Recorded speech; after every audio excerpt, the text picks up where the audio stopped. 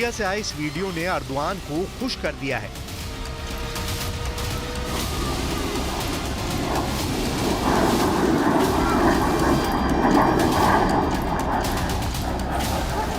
Syria से आए इस वीडियो में अमेरिका बता रहा है कि वो अर्दवान के साथ है।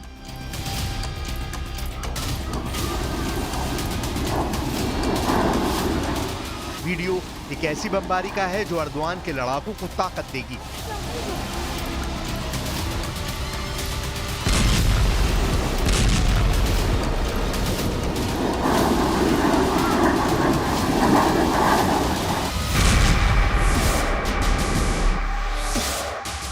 और ईरान के लिए तो ये बमबाज बहुत बड़ा झटका कहा जा रहा है। खामनेई इस वीडियो को देखकर बहुत मायूस है।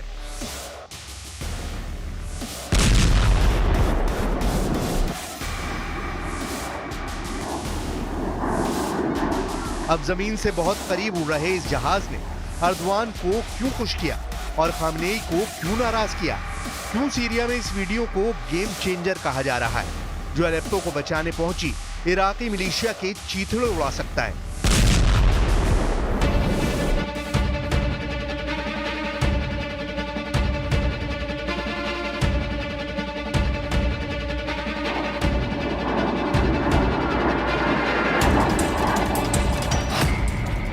यह है अमेरिकी वायुसेना का A-10 थंडरबोल्ट। रिपोर्ट है कि अमेरिका के A-10 बॉम्बर ने सीरिया में तैनात ईरान और इराक के मिलिशिया पर हमला किया है।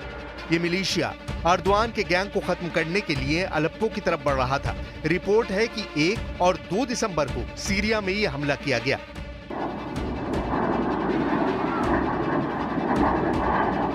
नुकसान कितना हुआ इसकी पुष्टि नहीं की गई है, लेकिन अमेरिका ने माना है कि सीरिया में उसका ऑपरेशन तेज हो गया है।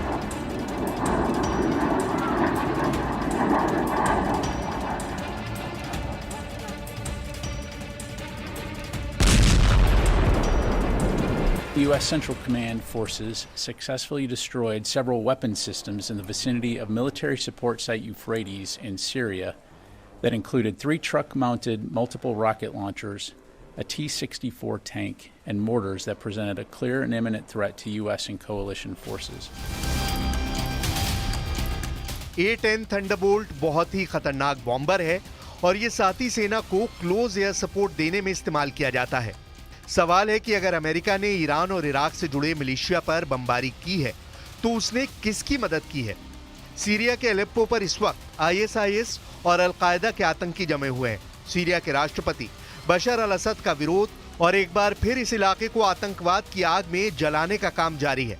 हयात तहरीर अल-शाम को मदद तुर्की से मिल रही है और सीरिया के साथ पुतिन और खामनेई खुलकर सामने आ गए हैं। सीरिया की जमीन पर उतरे अर्दवान के लड़ाकों को हराने वाला फार्मूला तैयार हो चुका है और यही वजह है कि हयात अल तहरीर अल-शाम के 15,000 लड़ाकों या कहें कि आतंकियों के मुकाबले में इराक और ईरान से 30,000 मिलिशिया सीरिया पहुंचा है। सीरिया की जमीन पर जो युद्ध चल रहा है उसमें कौन किसके साथ है, ये बात पूरी दुनिया जानना चाहती है, क्योंकि 2011 में भी जब सीरिया का युद्ध हुआ था तब भी बशर अल-असद और बगदादी कैंप के बीच कौन किसका मददगार है, पूरी दुनिया कई सालों तक इस बात को समझती रही थी।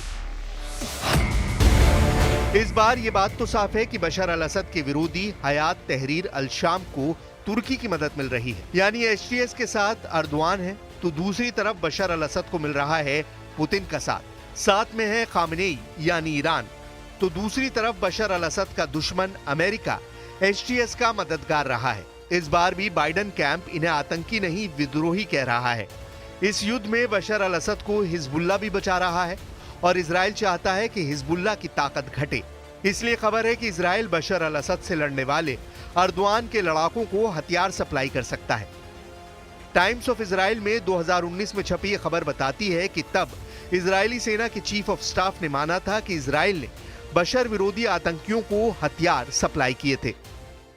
We're still assessing who is operating these weapons, but do know that there are Iranian-backed militia groups in the area that have conducted attacks on MSS Euphrates in the past. There are also Syrian military forces that operate in the area. To be clear, these self-defense actions successfully eliminated imminent threats to U.S. personnel and were not linked to any broader activities in northwest Syria by other groups. America की air force पर आरोप लग रहा है कि वो ISIS की वायुसेना की तरह काम कर रही है, क्योंकि अगर इराकी मिलिशिया मारा जाएगा तो फायदा अर्दवान गैंग को ही होगा, जिसका हिस्सा अल-कायदा और आईएसआईएस के आतंकी भी है। अमेरिका की बमबारी को A-10 अंजाम दे रहा है। A-10 थंडरबोल्ट की नाक पर लगी है 30 मिलीमीटर की गैटलिन गन, जो टैंक को भेज सकती है। ये 1 सेकंड में 65 राउंड फायर करती है। और सबसे खास बात यह कि इस विमान की बॉडी बख्तर से बनी है, यानी इस पर 23 मिलीमीटर जैसी एंटी एयरक्राफ्ट वाली गोली काम नहीं करती है। यही वजह है कि A-10 को फ्लाइंग टैंक भी कहा जाता है। अमेरिका के पास ऐसे 250 से ज्यादा विमान हैं। अमेरिका अब इन सभी विमानों को अगले 5 सालों में रिटायर करना चाहता है, लेकिन फिलहाल ये बमबाज सीरिया में एक्टिव हो गया है।